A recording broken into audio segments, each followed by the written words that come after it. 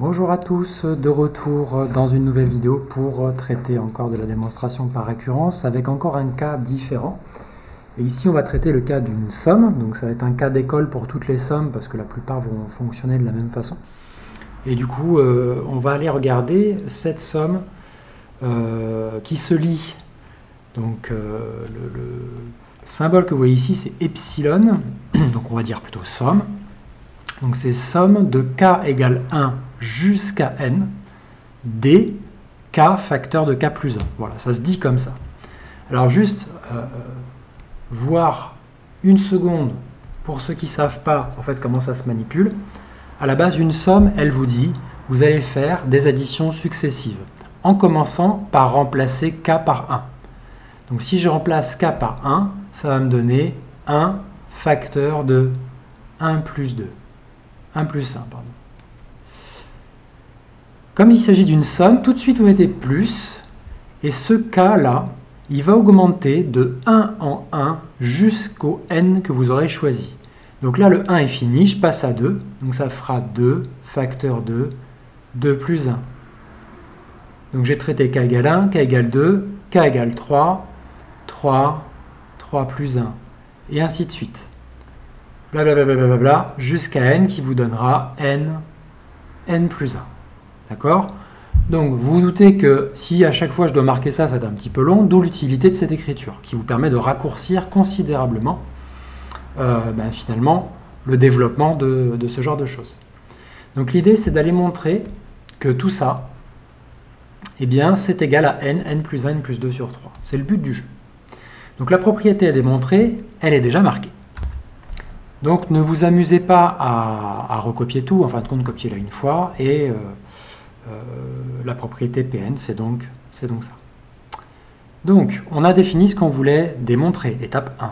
Étape 2, on va montrer que la propriété Pn est initialisée au rang. Regardez le cas, il commence à 1, ça va être votre indicateur, donc ça va être forcément sur un terme de la somme donc, qui existe. Donc comme la somme elle démarre à 1, regardez votre cas qui vaut 1, tout simplement. Donc ici, on va partir avec le rang 1. Donc comme pour n égale 1, on a quoi? Comme d'habitude, nous avons ici, dans une égalité, un membre de gauche, un membre de droite. Le d'une part, c'est pour le membre de gauche, le d'autre part, c'est pour le membre de droite. Donc dans le d'une part, on va faire la somme de k égale 1 jusqu'à n qui vaut 1 là, ici. Donc de k plus 1. D'accord? On ne remplace pas les k pour l'instant. Tant que vous avez le signe epsilon, vous ne remplacez pas les k qu'il y a dedans. Et bien ça va être égal à quoi? Je vais enlever le signe epsilon. Ça consiste à faire la somme en commençant par k égale 1. Donc on remplace k par 1 là-dedans. Donc ça fait 1 facteur 2, 1 plus 1. Comme c'est une somme, normalement, je dois mettre un plus derrière et augmenter mon k ici de 1 pour passer à 2. Sauf que là, le nombre du haut vous dit hop, hop, hop, non, il n'y a pas besoin, tu t'arrêtes à 1. Ah ok, d'accord, bon je m'arrête à 1, ça fait 1 fois 1 plus 1, 1 fois 2, ça fait 2. Donc ça c'est pour le membre de gauche. Le membre de gauche fait 2 au rang 1. Ensuite le membre de droite, eh bien ce sera n plus 1, n plus 2 sur 3, avec n dans l'initialisation remplacé par 1. C'est-à-dire 1, 1 plus 1, 1 plus 2, le tout divisé par 3. Et ça va nous donner 1 plus 2, 3, 1 plus 1, 2, donc ça va faire 1 fois 2 fois 3 sur 3 qui fait 2. Magnifique. Pn est donc initialisé au rang 1, donc P1 est vérifié. Donc P1 est vérifié, c'est formidable. Étape 3, passons à l'hérédité. L'hérédité, on va essayer de la montrer à partir du rang qu'on vient de valider, c'est-à-dire le 1. L'hypothèse de récurrence se fait à partir d'un entier supérieur ou égal à 1. Et l'hypothèse de récurrence, pour rappel, c'est rappeler la propriété de départ, tout simplement, et dire qu'on va la prendre pour vraie. Donc finalement, je me contente de recopier. Bon, j'ai fait un petit copier-coller, qui ne se voit pas du tout, et du coup, on considère que ça, c'est vrai. Alors ici, je vous recommande de développer un petit peu cette histoire. Alors développer, c'est je parle de la somme. Regardez cette somme, pour rappel, on l'a dit tout à l'heure, c'est 1. 1 plus 1, plus 2, 2 plus 1, plus blablabla, jusqu'à n. Alors je ne sais pas pourquoi j'ai mis une parenthèse. Tac, tac. Jusqu'à n, donc plus n plus 1. Et ça, c'est égal à n plus 1 sur n plus 2 sur 3. Donc je me suis contenté en fait de développer, de dire ce que c'était que cette somme. Ensuite, on va montrer que Pn plus 1, c'est vrai.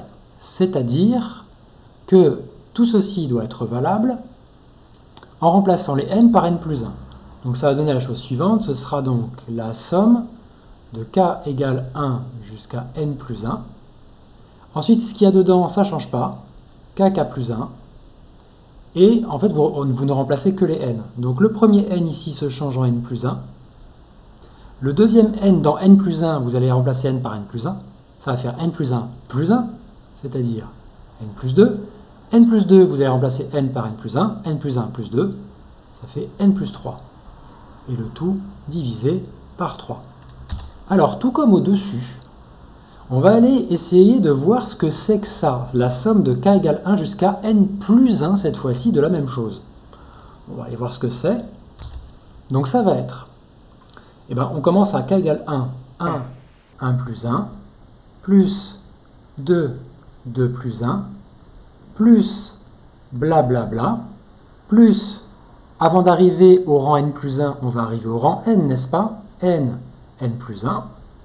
Par contre, si je veux maintenant le rang n plus 1, regardez, on va se focaliser sur la dernière chose qu'on a écrite, qui est ni plus ni moins la somme jusqu'à n, c'est la même chose, puisqu'on va de 1 en 1.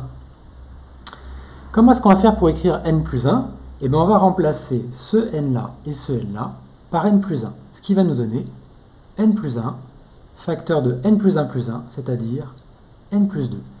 Et là, vous voyez apparaître, en fin de compte, la somme qu'on avait avant, donc jusqu'ici, et on a un nouveau terme qui est là, n plus 1 sur 2. N plus 1, n plus 2. Et donc, du coup, ça va être l'aide qu'on va s'apporter à nous-mêmes pour savoir comment partir sur l'hérédité. Donc, du coup, on sait que dans l'hérédité, on va partir avec le Pn qui est vrai. Donc, c'est-à-dire ceci. On part du principe que ça, c'est vrai. Vous vous souvenez le but du jeu? C'est d'arriver à passer de un à un plus 1, de Pn à Pn plus 1. Là, ici, on voudrait faire passer la somme d'une somme jusqu'à n à une somme jusqu'à n plus 1. On a vu qu'il y avait un moyen simple. Ici, on a finalement la somme, magnifique somme, n'est-ce pas? La somme de k égale 1 jusqu'à n, elle est là. Qu'est-ce qu'il faut pour avoir la somme jusqu'à n plus 1? Il faut rajouter la partie verte. Ce que j'ai entouré ici, c'est exactement ce qu'il y a dans le membre de gauche de cette égalité. Qu'est-ce qu'on va faire maintenant? On va rajouter la partie verte. Mais attention, c'est une égalité. Si je la rajoute à gauche, je vais devoir la rajouter à droite. Ce que j'ai fait ici, et du coup, vous voyez apparaître à gauche et à droite notre nouveau terme. Et alors, qu'est-ce qui se passe? Du coup, qu'est-ce qu'on voit apparaître sur le membre de gauche? On voit apparaître la somme de k égale 1 jusqu'à n plus 1 de k dk k plus 1. Donc, mission accomplie pour le membre de gauche. C'était bien notre objectif. En revanche, notre membre de droite, pour l'instant, lui, il est un peu en attente, parce que ce n'est pas tout à fait ce qu'on veut. Nous, on veut n plus 1, facteur de n plus 2, facteur de n plus 3, divisé par 3. N'oubliez pas que c'est ça notre objectif. Qu'est-ce qu'on voit ici? On a tout un bazar divisé par 3, plus quelque chose qui n'a pas de dénominateur. Ça sent la mise au même dénominateur, n'est-ce pas? Allez, on le fait. Voilà qui est fait. Donc j'ai multiplié par 3 en haut et en bas. Ici, dans ce terme, on a bientôt le même dénominateur. Et ensuite, du coup, on va avoir un seul dénominateur qui sera 3. Et au numérateur, donc on a bien obtenu notre 3 au dénominateur, un dénominateur complet comme ça, avec 3. Mais au numérateur, on veut n plus 1, n plus 2, n plus 3. Alors regardez bien ici, n plus 1, n plus 2, en vrai, on l'a déjà, si vous regardez bien. Est-ce qu'on ne pourrait pas prendre ce n plus 1, n plus 2 comme facteur commun au numérateur? Donc je vous déconseille de tout développer. C'est une stratégie qui consisterait à tout développer l'objectif et à tout développer ce qu'on a là. Si on obtient la même chose, ça marche. Oui, ça fonctionne, mais vous allez y passer votre vie. Donc du coup, nous, on va s'éviter ça, et on va factoriser. Quand on va factoriser, il va se passer une petite chose. Il va se passer qu'on va mettre n plus 1, n plus 2 en facteur, donc j'ai bien pris mon facteur commun, et tout ceci va être facteur de quoi? Eh bien en fait, n plus 1, n plus 2 fois quelque chose donne n plus 1, n plus 2, c'est n, plus le signe au milieu, n plus 1, n plus 2 fois quelque chose donne 3, c'est 3. Et là, on s'aperçoit qu'on a atteint notre objectif, n plus 1, n plus 2, n plus 3.